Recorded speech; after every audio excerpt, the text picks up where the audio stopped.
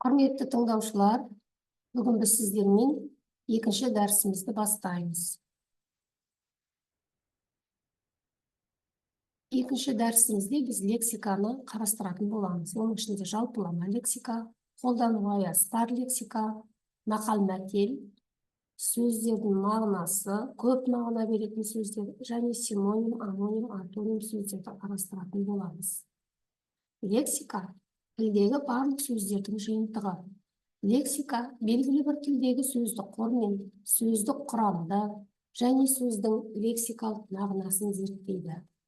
Сөздік құрам халықтың тұрмыс тіршілігі, кәсібі, мәдениеті, таным түсінігін танытатын барлық сөздердің жиыны. Сөздік құрамның негізгі бөлігін тілдегі байырғы сөздер құрайды. Сөздік құрамдағы сөздер екіге бөлінеді. Олар жиі қолданылатын сөздер, немесе жалпылама лексика деп айтамыз, және сирек қолданылатын сөздер. Бұл қолдану аясы тар лексика. Енді жалпылама лексикаға келейік. Сөздік қор ғасырлар бойы қолданылып келе жатқан қазақтың байырғы төл сөздері. Сөздік қордағы сөздер жалпы халыққа түсінікті болады, және олар әдеби тілге жатады. Оған зат, сын сапа, сан, қимыл, мезгіл атаулары тағы басқа сөздер жатады. Қолданылу аястар лексика бұл көнерген сөздер жатады. Көнерген сөздер қазіргі уақытта қолданылмайтын, мағынасы ескірген сөздер. Бұл көнерген сөздердің екі түрі бар: архаизм және тарихи сөздер, историзм. Архаизм халықтың тұрмыс салтына қарай әр кезеңде өзгеріп, басқа сөзден ауысқан, не ескіріп кеткен сөздер. Мысалы, матаның атаулары, торқа, дүрия, патсайы, биқасап, тағы басқа сөздерді айтуға болады, және дәстүрге байланысты сөздер. Әмеңгер, әмеңгерлік, барымта, ұрым бару деген сияқты сөздер. Және тұрмыста қолданылған сөздер жаппа, лашы, шидем сияқты сөздер көнерген сөздерге жатады. Тарихи сөздер қолданылған кезеңі өтіп, көне дәуірдің өзімен бірге көнерген тарихи атаулар. Мысалы, бұны бірнеше топтауға болады. Оның ішінде ел басқаруға қатысты сөздер: хан, ханзада, нөкер, батырақ, уез, болыс, жүзбасы, старшын, көпес, тағы басқа сөздер. Қару-жарақ атауларына жебе, садақ, сауыт, айбалта, тағы да басқа қолданылған қару-жарақтың аттары жатады. Кеңес дәуіріндегі әкімшілікке байланысты сөздер қолданыстан шығып қалған: қызыл әскер, большевик сияқты сөздер. Көнерген сөздер уақыт өте келе қайтадан қолданысқа еніп, жаңа ұғымның атауы болатын жағдайлар кездеседі. Мысалы, ай, жыл аттар, ақпан, мамыр, немесе жылдардың атауларын айтуға болады: бас жылы, тышқан жылы деген сияқты. Сондай-ақ тарихи атаулар: Ақорда, Елорда, Байрақ. Бұлар қазір жаңа ұғымның атауы болған сөздер. Діни сөздерге мешіт, имам, намаз, ораза сияқты сөздерді жатқызуға болады. Тағы да сөздердің бір түрі жаңа сөздер, неологизм. Ғылым мен техниканың дамуына байланысты қолданысқа енген тілдегі жаңа сөздер. Олардың қатарында үнтаспаны айтуға болады, кассета сөзін. Тағы бір сөздердің түрі кәсіби сөздер. Кәсіби сөз кәсіп, шаруашылық, өнер түрлеріне қатысты сөздер. Кәсіби сөздер екі салаға бөлінеді: қол өнері және шаруашылық. Қол өнер кәсіби сөздері ұсталыққа, тоқымашылыққа, тігіншілік, зергерлікке қатысты сөздер. Қышқы араның бір түрі, шербет, үлкен ара, шуыр, құрап кесетін құрам, атауыз, шеге, сорғыш, қол өнерге байланысты сөздер. Келесі бір түрі ауыл шаруашылығына байланысты сөздер. Ауыл шаруашылығы болғанда мал шаруашылығы, егін шаруашылығы, балық аулау, аңшылық кәсіп, бағбаншылық кәсіп, мақта, бидай, күріш саласына байланысты. Мақта саласына байланысты сөздер. Шейіт, терімші, балдан, жүгері саласына байланысты. Дүмбі, әшік, собық, пая, қауын байланысты сөздер. Торлама, жәмші, қызылша, түбіртек, қылша, түбір, үлкен, тағы басқа сөздер. Малға байланысты сөздер. Өріс, пада, ақыр, науа. Суға байланысты мұрап, қарық деген сөздер бар, кәсіби сөздерге байланысты. Енді тағы бір сөздердің түрі диалект сөз. Диалект сөз белгілі бір аймақтағы ауызекі тілде ғана қолданылатын сөз. Мысалы, сым, жуа, оңтүстікте ғана қолданылады. Диалект сөздер уақыт өте келе әдеби тілге еніп, жалпы халықтық тілге айналады. Мысалы, арасан суы, жейде, ұжым, кеден, немелтай, шөберенің баласын айтады. Үшем, үштөл, төртем, төрттөл. Тағы басқа сөздер жалпы халықтық тілге айналған. Енді біздің тілімізде кірме сөздер бар. Кірме сөздер ана тілімізге шет тілінен енген сөздер. Кірме сөзде көбіне буын үндестігі сақталмайды. Мысалы, кітап, бірінші буын, жіңішке болса, келесі буын, жуан, театр деген сөз. Кірме сөз тілдің сөздік құрамын байытады.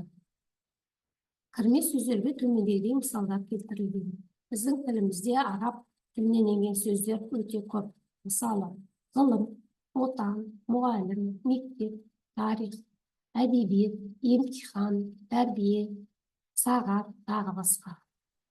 Парсы тілінен енген сөздер: тақта, пайғамбар, наурыз, дос, тағы басқа. Орыс тілінен енген сөздер: парта, цирк, кино, алгебра, жәшік, кереует, бөтелке, бәтеңке, тәрелке, сөмке деген сияқты. Моңғол тілінен енген сөздер: нөкер, жасақ, аймақ, жарлық, тарбағатай, нарынқол, зайсан, қордай, тағы басқа. Біздің еліміздің географиялық орналасуына байланысты көршілес елдерден енген сөздер көп. Тағы бір сөздердің түрі термин сөздер. Термин сөз ғылым, техника, спорт, мәдениет, саясат, тағы басқа салаларға жататын сөз. Интернационалдық термин бірнеше елде бір атаумен қолданылатын терминдер. Мысалы, фонетика, экономика, экология, тағы басқа сөздер. Термин сөздердің басты белгісі тура мағыналы сөз болуы. Қазақ тілінде терминдер екі жолмен жасалады. Біріншісі, қазақ тіліне орыс тілінен енген терминдер. Лингвистика саласы бойынша синоним, термин, фонетика деген сияқты сөздер және басқа да сөздер бар. Математика пәні бойынша квадрат, куб, коэффициент. Географияға байланысты да өте көп сөздер бар. Карта, глобус, масштаб деген сияқты. Экономика саласы бойынша жиі қолданылатын сөздер: банк, биржа, капитал, валюта термин сөздері.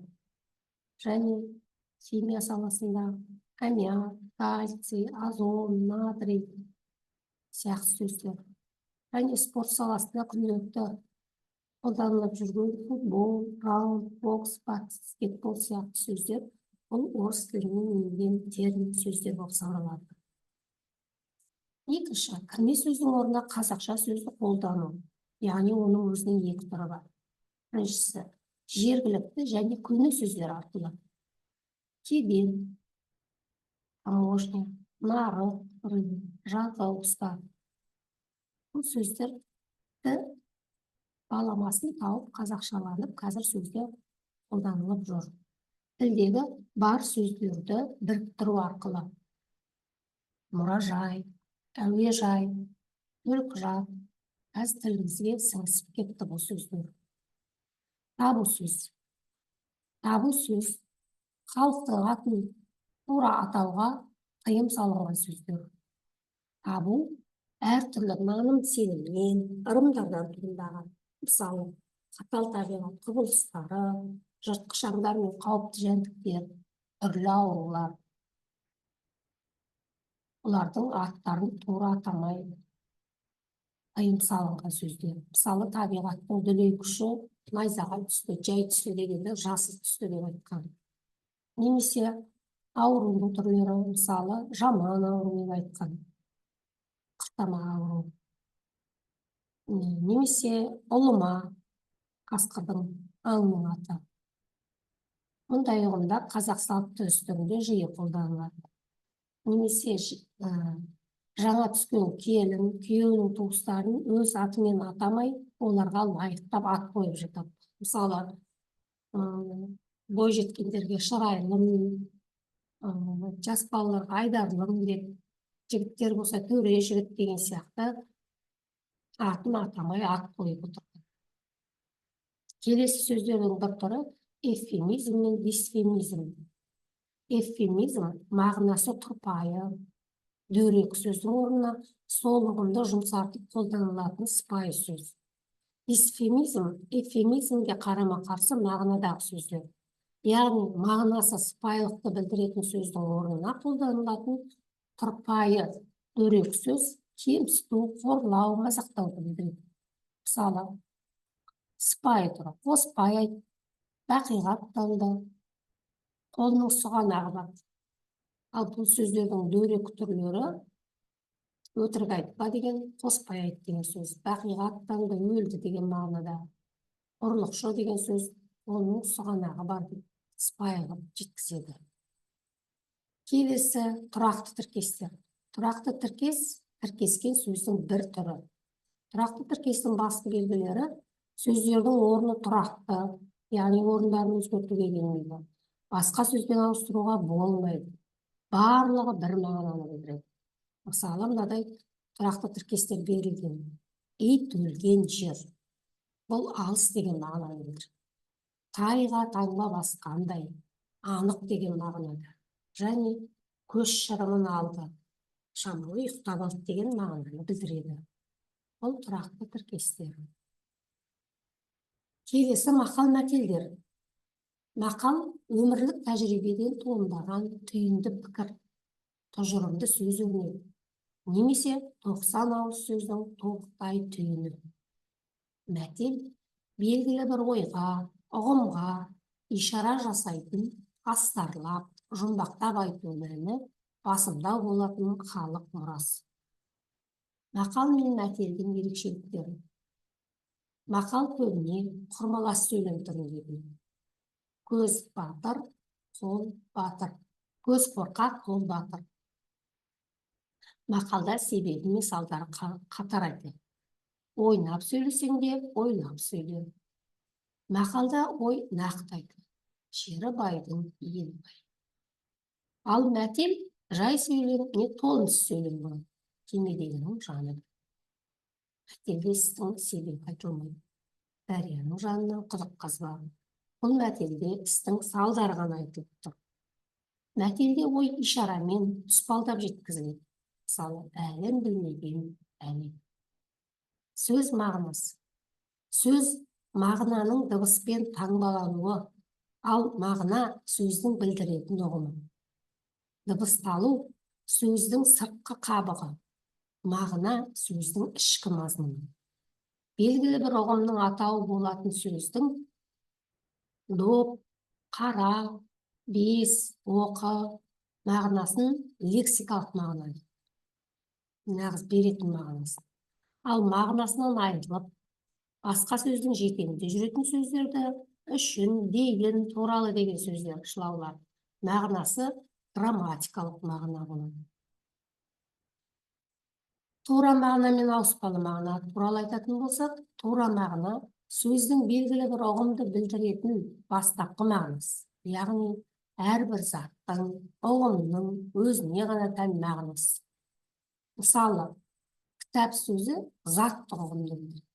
Қызыл сөзі сындық ұғымды білдіреді. Екі сөзі сандық ұғымды білдіреді.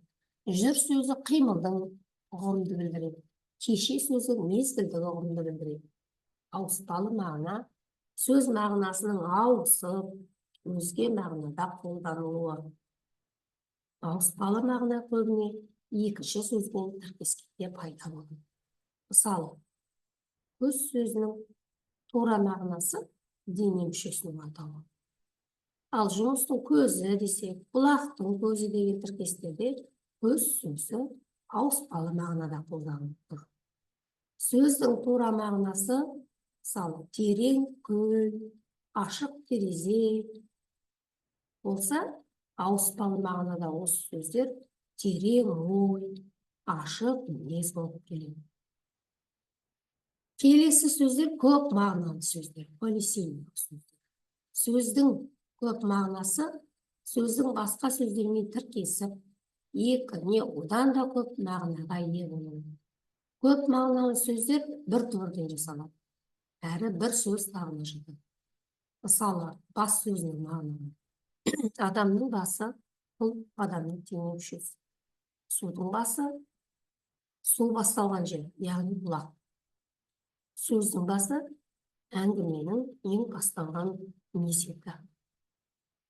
Таудың басы десек, таудың ең төбесі немесе шыңын айтуға болады.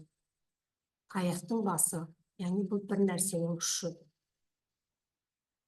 Балтаның басы, құрал сайманның жүзі бар жағы.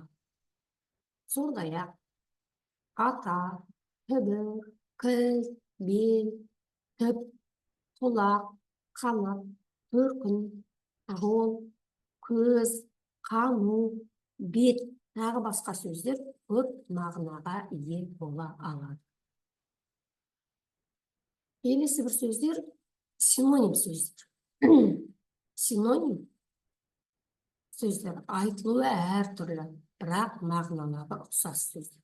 Мысалы, бет, жүз, дедап, келбет. Синоним сөздердің белгілері әртүрлі дыбысталады, бір ұғымды немесе бір-біріне жақын ұғымды білдіреді. Бір сөз табына қатысты болады. Осы белгілерге тән сөздер синонимдік қатар болады. Мысалы, зат есімнен болған синонимдік қатарларға аспан, көк сөздерін келтіруге болады. Сын есімнен болған синонимдік қатарлар сұлу, әсем, көркем, көрікті деп келтіруге болады. Ал енді етістіктен болған синонимдік қатарларға қуану, шаттану, көңілдену, мәз болу, мәрә-сәрә болу, бұлар синонимдік қатар етістіктен болады. Ал үстелден болған синонимдік қатарға қасақана істеді, жорта істеді, әдейі істеді деп келтіруге болады. Келесі амоним сөздер. Амоним сөздер дыбысталып, бір мағыналары әртүрлі сөздер. Мысалы, жақ сөзін алайық. Жақ сөзі жақ сүйек, от жақ, оң жақ, маған жақ бол, бояу жақ деген сөздерде барлығы жақ сөзі амоним болып. Амонимнің төмендегідей жасалу жолдары бар. Біріншіден, кірме сөздерден жасалған амонимдер, мысалы, бақ сөзі. Бақ парсы тілінде бақ деген мағынаны білдіреді. Сап араб тілінде сап деп айтылады. Және дыбыстық өзгеріс арқылы жазылған сөздер. Біз деген сөздің дыбыстық өзгеріске ұшырауынан жасалған. Үшінші, жұрнақ арқылы жасалады. Жұрнақпен жасалған амонимдер туынды амоним болады. Ал шығыс, шық және ыс жұрнағы арқылы жасалып тұр. Сөздің амонимдік мағынасы мен көп мағынасының айырмашылығы қандай? Амонимдік мағына біріншіден сөз жеке тұрып бірнеше мағынаны білдіреді. Екіншіден, сөздің амонимдік мағыналарында ешқандай ұқсастық, жақындық болмайды. Мысалы, адам басы, аяқпен бас. Үшінші, амоним сөздер бір немесе бірнеше сөз табына жетеді. Көп мағына сөз. Сөз басқа сөзбен тіркесіп, көп мағынаға ие болады. Сөздің көп мағыналарында ұқсастық, жақындық болады. Судың басы, мысалы бұлақ, таудың басы, шың, ұқсастық, жақындық сөздер. Көп мағыналы сөздер бір сөз табына қатысты болады. Антоним сөздер. Антоним мағыналары бір-біріне қарама-қарсы сөздер. Мысалы, аласа, биік, ұзын, қысқа, жақын, алыс, су жүрек, ер жүрек деп айтуға болады. Антонимдер қолданылатын орында. Қос сөздер ары-бері, жоғары-төмен, ап-қара. Тіркескен сөздерді құйда төк, аула бер. Мақал-мәтелдерде кездеседі, ойды әсерлі, бейнелі жеткізу құралы ретінде қолданылады. Мысалы, көз қорқақ, қол батыр, бас болу оңай, бастамақ қиын. Бұл жердегі антоним сөздер қорқақ, батыр, оңай, қиын. Осы жерде ескеретін мәселе болымды, болымсыз мағынадағы жұрнақ арқылы және жоқ емес сөздер арқылы жасалған сөздер антоним болмайды. Мысалы, ал, алға, көңілді, көңілсіз, әдемі, әдемі емес, алған, алған жоқ деген сияқты сөздер антоним болмайды. Осымен біздің дәрісіміздің аяқталды. Енді дәріс бойынша бақылау тапсырмалары берілген. Бірінші сұрақ: лексика қандай сөздердің мағынасын зерттейді? Екінші сұрақ: сөздік құрамдағы сөздер нешеге бөлінеді? Үшінші: көнерген сөздерге қандай сөздер жатады? Төртінші: кәсіби сөздер қандай салаларға бөлінеді? Келесі сұрақ: белгілі бір аймақтағы ауызекі тілде ғана қолданылатын сөздер қалай аталады? Келесі сұрақ: ана тілімізге шет тілінен енген сөздер қалай аталады? Қазақ тілінде терминдер қандай жолмен жасалады? Халықтың атын тура атауға тыйым салатын сөздер қалай аталады? Мағынасы тұрпайы, дөрекі сөздің орнына солығымдық жұмыс артып қолданылатын сыпайы сөздер қалай аталады? Мағынасы сыпайылықты білдіретін сөздің орнына қолданылатын тұрпайы сөздер қалай аталады? 11-ші сұрақ: тұрақты тіркестердің басты белгілері қандай? 12-ші сұрақ: мақал мен мәтелдің қандай ерекшеліктері бар? Келесі сұрақ: сөздің тура мағынасы және ауыспалы мағынасы деген не? Көп мағыналы сөздерге мысалдар келтіріңіз. Айтылуы әртүрлі, бірақ мағыналары ұқсас сөздер қандай сөздер? Амонимдердің жасалу жолдары қандай? Мағыналары бір-біріне қарама-қарсы сөздерге мысалдар келтіріңіз. Осымен екінші дәріс аяқталды. Сабағымызды үшінші дәрісте жалғастырамыз.